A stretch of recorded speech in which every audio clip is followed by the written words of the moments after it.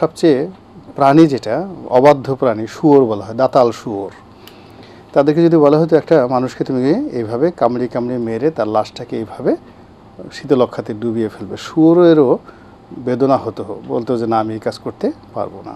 আপনি নারায়ণগঞ্জের সেই 7 খুন হত্যার মামলা এবং যদি তার সাথে আমরা যুক্ত করি বিগত সেই আওয়ামী শাসন আমলের গুম খুন হত্যা সবকিছু নিয়ে আপনার বিশ্লেষণ কি, বিশেষ করে 7 খুন হত্যা মামলার নিয়ে আপনার বিশ্লেষণ কি? এটা তো অত্যন্ত একটা সেন্সিটিভ একটা মামলা ছিল, সারা দেশকে তখন এটা বেদনা আক্রান্ত করেছিল এবং আমাদের যে বাঙালির সভ্যতা এবং কৃষ্টি কালচার এবং আইনশৃঙ্খলার যে একটা ধারাবাহিক উন্নয়ন, এই সব কিছুর মূলে কুঠারাঘাত করেছিল ওই সময় এই হত্যাকাণ্ডটি। রাষ্ট্রযন্ত্রে কর্মরত সামরিক, বেসামরিক, আমলা কিংবা ধরুন মাস্তান, চাঁদাবাজ যারা, এটা তো একটা গ্যাং, মানে যারা এই র্যাবের কর্মকর্তাদেরকে ভাড়া করেছে। তো যারা ভাড়া করেছে আগে দেখতে হবে যে সিভিল সোসাইটিতে এই যে যারা এরকম 7টা মার্ডার করার জন্য যে অর্থ তারা দিয়েছে তাদের মন মানসিকতাটা কোন ভয়ঙ্কর একটা পর্যায়ে পৌঁছে গিয়েছিল। দ্বিতীয়ত যারা এই উর্দিধারী, ধরুন ও লেফটেন্যান্ট কর্নেল ছিল, এখন সেনাবাহিনীতে লেফটেন্যান্ট কর্নেল পদমর্যাদার একজন লোক একটা জেলা পর্যায়ের রাস্তার টাউট বাটপার তার কাছ থেকে ঘুষ নিয়ে একেবারে ভাড়াটিয়ে খুনি হিসাবে কাজ করবে, এটা আমাদের এই সমাজে আমরা কেউ কখনো কল্পনা করিনি। থার্ডলি হলো যে প্রসিডিওরে যা ওয়ে অফ কিলিং, যেভাবে খুন করা হয়েছে, আসলে এটা মানে আমার কাছে মনে হয় না যে কোনো যদি হায়নাকে দায়িত্ব দেওয়া হতো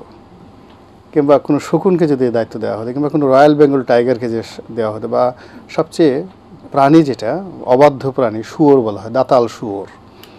তাদেরকে যদি বলা হতো একটা মানুষকে তুমি এইভাবে কামড়িয়ে কামড়িয়ে মেরে তার লাশটাকে এইভাবে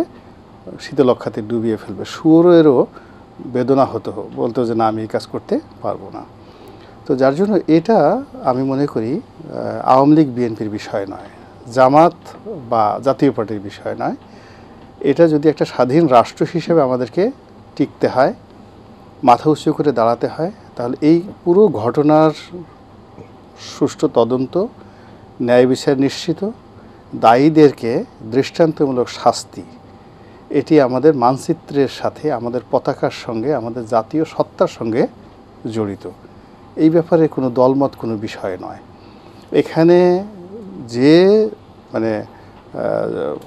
প্রসিডিউরগুলো মনে করে, আমি মনে করি যে এই ফাইল, ধরেন আমি একজন উকিল হতাম, আমার কাছে সরকারি উকিল, আমি তো এই ফাইলে যত তাড়াতাড়ি সম্ভব ডিসপোজ করার জন্য চেষ্টা করতাম।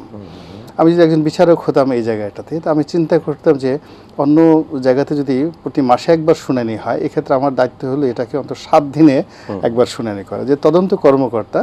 তিনি হয়তো যে সময় নিয়েছেন, আমার যদি ব্যক্তিগতভাবে হতো আমি সর্বোচ্চ কম সময় নিয়ে, ইটস ওপেন সিক্রেট, নিয়ে এত তদন্ত করার কি আছে, যেখানে একেবারে বলতে গেলে সে যদি এটা মধ্যযুগীয় সে উন্নত শাসন, সেটা বাদশাহ সুলেমানের হোক কিংবা খুলাফায়ে রাশিদিনের জমানার হোক কিংবা আমাদের বাদশাহ আলমগীর মোগল সম্রাট হোক, এই সমস্ত কেসে তো জাস্ট 5 মিনিটের মধ্যে মীমাংসা করে নিষ্পত্তি করে সাথে সাথে মানে কুল্লু খালাস।